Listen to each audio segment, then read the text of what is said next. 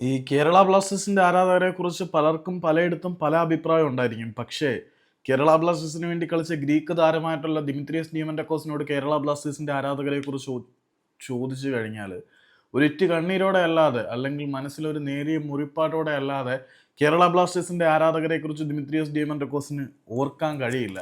കാരണം കഴിഞ്ഞ ദിവസം അദ്ദേഹം കഴിഞ്ഞ ദിവസമല്ല, ഇന്നത്തെ ദിവസം ദിമിത്രിയോസ് ഡിയമന്റക്കോസ് അത് വളരെ കൃത്യമായിട്ടും വ്യക്തമായിട്ടും സ്പഷ്ടമായും പറഞ്ഞു കഴിഞ്ഞു. കേരള ബ്ലാസ്റ്റേഴ്സിന്റെ ആരാധകർ തനിക്ക് ആരായിരുന്നു എന്ന് തനിക്ക് ഇപ്പോഴാണ് മനസ്സിലായതെന്ന്.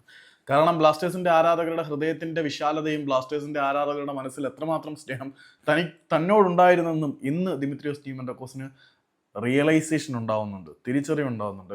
കാരണം ഈസ്റ്റ് ബംഗാളിന്റെ ആരാധകരെയും ബ്ലാസ്റ്റേഴ്സിന്റെ ആരാധകരെയും തമ്മിൽ താരതമ്യം ചെയ്യുമ്പോൾ അദ്ദേഹം പറയുന്നത് ഇങ്ങനെയാണ്: കേരള ബ്ലാസ്റ്റേഴ്സിന്റെ ആരാധകർ എന്നെ എല്ലായ്പ്പോഴും സ്നേഹിച്ചിരുന്നു. 1-2 മത്സരങ്ങളിൽ ഞാൻ പരാജയപ്പെട്ടാൽ അവരെന്നെ തള്ളിപ്പറയുമായിരുന്നില്ല. എൻ്റെ മോശം സാഹചര്യങ്ങളിലും അവരെന്നോടൊപ്പം ചേർന്ന് നിൽക്കുമായിരുന്നു.